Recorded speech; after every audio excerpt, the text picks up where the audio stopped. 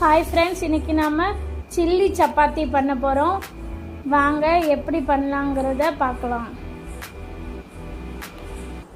முதல்ல சப்பாத்தி எடுத்துக்கணும். அதை இந்த மாதிரி சின்ன சின்ன பீஸாக கட் பண்ணி வச்சுக்கணும். அப்புறம் ஒரு மிக்ஸி ஜாரில் முந்திரி பருப்பு, ஒரு தக்காளி சின்னதாக கட் பண்ணது, இதெல்லாம் போட்டு நல்லா இந்த அளவுக்கு பேஸ்ட்டாக அரைச்சி எடுத்துக்கணும். இப்போ ஒரு அடுப்பில் ஒரு கடாய் வச்சுக்கலாம். அதில் கொஞ்சமாக ஆயில் ஊற்றிக்கலாம்.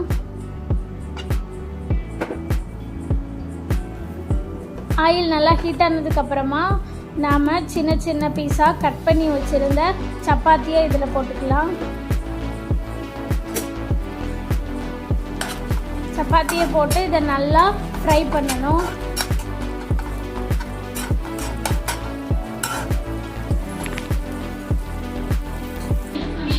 நல்லா இந்த அளவுக்கு ஃப்ரை பண்ணி எடுத்து வச்சுக்கலாம். அப்புறம் அதே கடாயில் இன்னும் கொஞ்சம் ஆயில் ஊற்றிக்கலாம். ஆயில் ஹீட் ஆனதுக்கப்புறமா அதில் சின்னதாக கட் பண்ணி வச்சுருந்த ஒரு வெங்காயம் சேர்த்துக்கலாம்.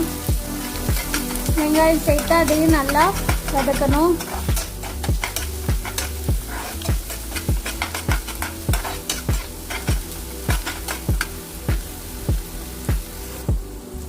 வெங்காயம் நல்லா இந்த அளவுக்கு கண்ணாடி பதம் வர்ற அளவுக்கு ஃப்ரை பண்ணிகிட்டே இருக்கணும். இந்த அளவுக்கு வெங்காயம் நல்லா ஃப்ரை ஆனதுக்கப்புறம் கொஞ்சம் கருவேப்பிலை சேர்த்துக்கலாம். அதையும் நல்லா ஃப்ரை பண்ணதுக்கு அப்புறமா ஒரு ஸ்பூன் இஞ்சி பூண்டு பேஸ்ட்டு சேர்த்துக்கலாம். இஞ்சி பூண்டு பேஸ்ட்டு சேர்த்து நல்லா வதக்கணும்.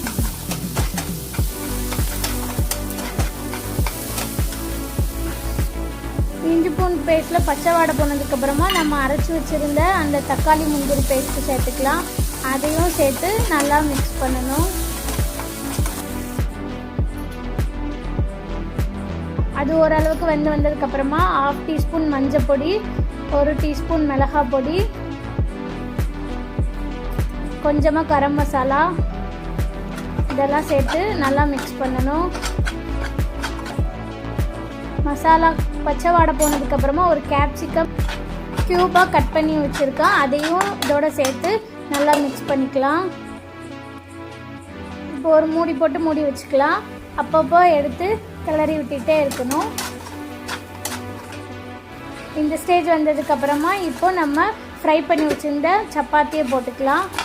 சப்பாத்தியும் போட்டு நல்லா சப்பாத்தி மசாலாவோட கோட்டாகிற அளவுக்கு நல்லா மிக்ஸ் பண்ணணும்.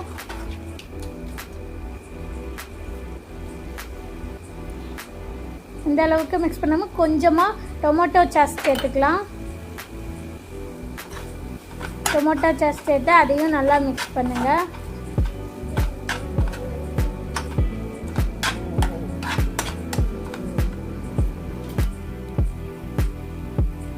இப்போ கொஞ்சமாக கொத்தமல்லி சேர்த்துக்கலாம். கொத்தமல்லி சேர்த்து மூடி வச்சுக்கலாம். அவ்வளோதான் ஃப்ரெண்ட்ஸ், டேஸ்டான சில்லி சப்பாத்தி ரெடி ஆயிடுச்சு. நீங்களும் வீட்டில் ட்ரை பண்ணி பாருங்கள். இந்த வீடியோ பிடிச்சிருந்தால் லைக் பண்ணுங்கள், ஷேர் பண்ணுங்கள். மறக்காமல் GR Kids அஃபிஷியலுக்கு சப்ஸ்கிரைப் பண்ணுங்கள்.